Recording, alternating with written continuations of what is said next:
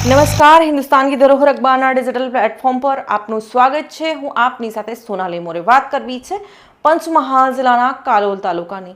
જી હા, કાલોલ તાલુકામાં આવેલી ગોમા નદી અને ગોમા નદીમાંથી જે નીકળતું ખનીજ છે એ ખનીજ માફિયાઓ માટે ક્યાંક ને ક્યાંક જાણે સોનાની લગડી બની હોય એમ આ જે ખનીજ માફિયાઓ છે એ ખનીજ માફિયાઓ કોઈ પણ અરજદારો હોય કે અધિકારીઓ હોય એમના પર જ્યારે તેને રોકવાની વાત કરવામાં આવે તો હિચકારો હુમલો કરવામાં પણ ગભરાતા નથી। તેવી જ રીતે પંચમહાલ જિલ્લાના ખાણ ખનીજ વિભાગની જે ટીમ છે એ ટીમ અને રોયલ્ટી ઇન્સ્પેક્ટર આજે પંચમહાલ જિલ્લામાં આવેલી જે ગોમા નદી છે એ ગોમા નદીના પટમાં ઉતર્યા અને ત્યાં રહેલા જે ખનીજ ચોરો છે એ ખનીજ ચોરોને અટકાવવાનો પ્રયાસ કરતા ત્યાં રહેલા અસામાજિક તત્વોએ આ પંચમહાલ જિલ્લાના અધિકારીઓ પર ક્યાંક ને ક્યાંક હિચકારો હુમલો કર્યો, જેના કારણે ખનીજ અધિકારીઓએ જાણે હાથે કરેલા ઘા તેમને હૈયે જઈને વાગ્યા હોય તેવી પરિસ્થિતિ સર્જાઈ હતી।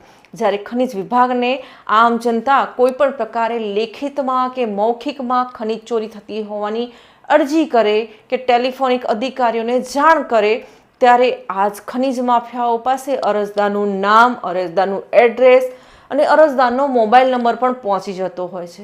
તો શું આ ખનીજ માફિયાઓને ક્યાંક સપના આવતા હશે કે ફલાણા અરજદારે ખનીજ માફિયાઓ વિરુદ્ધ અને કયા ખનીજ માફિયા વિરુદ્ધ કયા પ્રકારની અરજી કરી છે?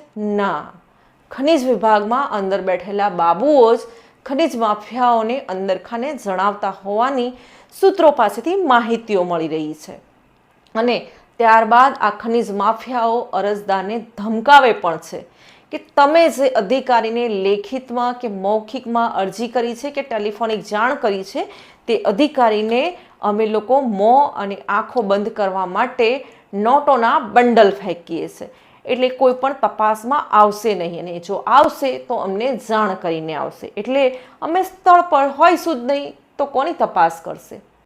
પણ આજે પંચમહાલ જિલ્લાના ખનીજ અધિકારીઓ ખનીજ માફિયાઓના લપેટામાં બરાબરના ભરવાઈ ગયા અને આ ખનીજ માફિયાઓના આ આતંકનો રૂઆબ ખનીજ વિભાગના અધિકારીઓને ટેમ પર જ બતાવવામાં આવ્યો।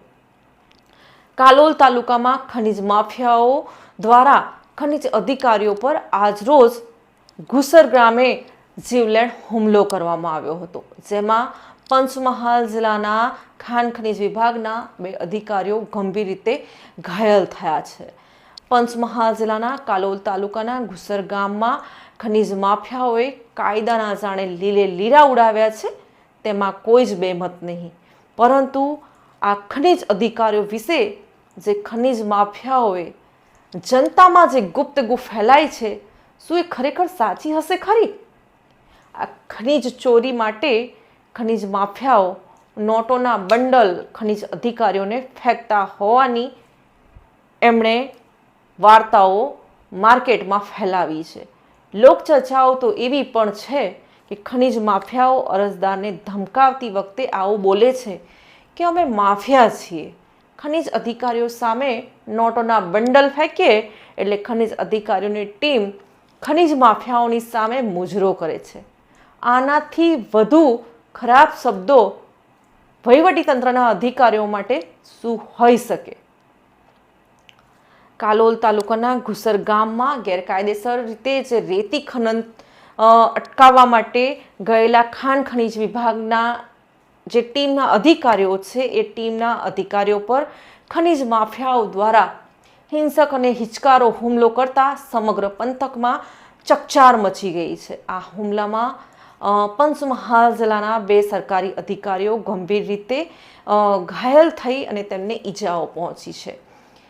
કાલોલના ઘુસર ગામ પાસેથી જે પસાર થતી ગોમા નદી, આ ગોમા નદીમાં લાંબા સમયથી ગેરકાયદેસર રીતે ચોરી થતી હોવાની બાતમી ખાણ ખનીજ વિભાગને વારંવાર મળતી હતી, છતાં અગાઉ પણ કોઈ પણ કાર્યવાહી કરવામાં આવી ન હતી, પરંતુ આજ રોજ જે બાતમી મળી હશે તે ખૂબ ચોકસાઈપૂર્વક ભરેલી હશે, જેના કારણે ખાણ ખનીજ વિભાગના જે અધિકારીઓ છે એ ટીમ સાથે તપાસ માટે ગોમા નદીના પટમાં પહોંચી ગયા ને ગોમા નદીના પટમાં જ્યારે ત્યાં પહોંચ્યા તે સમયે આજે ખનિજ માફિયાઓ છે એ ખનિજ માફિયાઓ રેતીનું નદીમાંથી ખનન કરી અને ટ્રેક્ટરો દ્વારા વહન કરીને તેને સ્થળાંતરિત કરી રહ્યા હતા.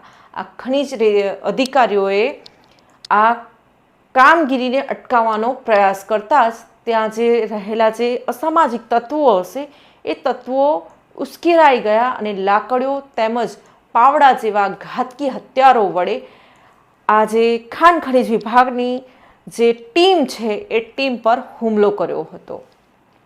આ હિંસક હુમલામાં ખનિજ વિભાગના 2 અધિકારીઓ, જેમાં એક રોયલ્ટી ઇન્સ્પેક્ટર કર્મરાજસિંહ જાડેજા અને અન્ય એક સરકારી કર્મચારીનો પણ સમાવેશ થાય છે, તેઓ ગંભીર રીતે ઘાયલ થયા છે, જેના કારણે તેઓને ગોધરામાં આવેલી જે સિવિલ હોસ્પિટલ છે એ સિવિલ હોસ્પિટલમાં તાત્કાલિક ધોરણે બંને અધિકારીઓને સારવાર હેઠળ ખસેડવામાં આવ્યા છે, જેમાં હાલ તેમની આ જે સિવિલ હોસ્પિટલ છે તેમાં સારવાર ચાલી રહી છે.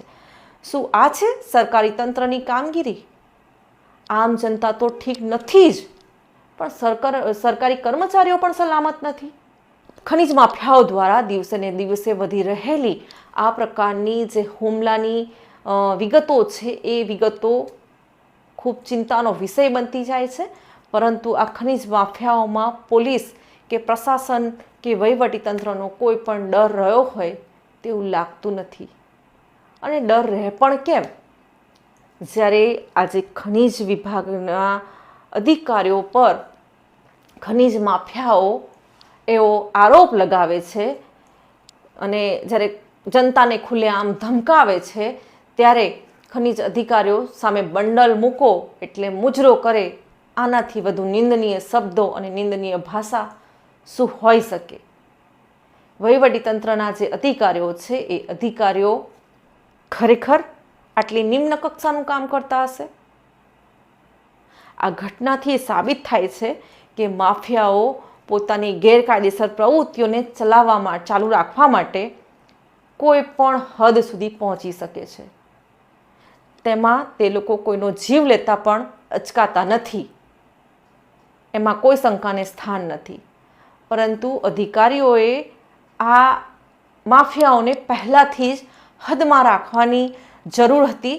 જો હદમાં રાખ્યા હોત તો કદાચ આવા દિવસો આવતા જ નહીં. પણ રૂપિયા સામે કાર્યવાહી કરવી એ અધિકારીઓને નકામી લાગે છે. એટલે ખનિજ માફિયાઓ ઓશિકા નીચેના ક્યાંક સાપ બનીને આ ખનિજ અધિકારીઓને ડંખવા દોડ્યા હશે, એવું પણ બની શકે. સ્થાનિક સૂત્રોના જણાવ્યા અનુસાર ગુસર ગામે આવેલી ગોમા નદી એ માફિયાઓ માટે સોનાની લગડી બની ગઈ છે. અહીં અગાઉ પણ અનેકવાર અધિકારીઓ પર હિચકારા હુમલા થયા છે ને હુમલાખોરો ખનિજ માફિયાઓ પોતાના સામાનને છોડાવીને લઈ ગયા હોવાના કિસ્સા વારંવાર બન્યા છે. છતાં પણ ખનિજ વિભાગ સતર્ક કેમ થતું નથી? લોકચર્ચા મુજબ માત્ર 1 મહિના પહેલા જ કાલોલ મામલતદારની ટીમ પાસે ખનિજ માફિયાઓ ખુલ્લેઆમ પોતાના ટ્રેક્ટરો લૂંટીને ફરાર થઈ ગયા હતા. આ ઘટના સાબિત કરે છે કે માફિયાઓને હવે ખાખી કે વહીવટીતંત્રનો કોઈ પણ પ્રકારે ખોફ રહ્યો નથી, કેમ કે તેઓ નોટોના બંડલ ફેંકીને અધિકારીઓને ખિસ્સામાં રાખતા હોવાની ચર્ચા ખુલ્લેઆમ કરે છે ને ખુલ્લેઆમ આ જે અધિકારીઓ છે એમના પર આરોપ લગાવે છે. તો વહીવટીતંત્રનો ડર શું કામ રાખે? સ્થાનિક સૂત્રોના જણાવ્યા અનુસાર આ મામલે પોલીસ ફરિયાદની તાજવીજ હાથ ધરવામાં આવી છે અને હુમલાખોરોને ઝડપી પાડવા માટે તપાસ તેજ કરવામાં આવી છે. હવે જોવાનું એ રહ્યું કે પ્રશાસન આ માફિયાઓ સામે કયા પ્રકારની કાયદાકીય કડક કાર્યવાહી કરીને કડક પગલાં ભરે છે કે પછી ટેબલ નીચે નોટોના વહીવટનો ખેલ પાડી અને તેરી બી ચૂપ ઓર મેરી બી ચૂપ એવો સંજોગ ઊભો કરે છે. એ તો હવે આવનારો સમય જ બતાવશે.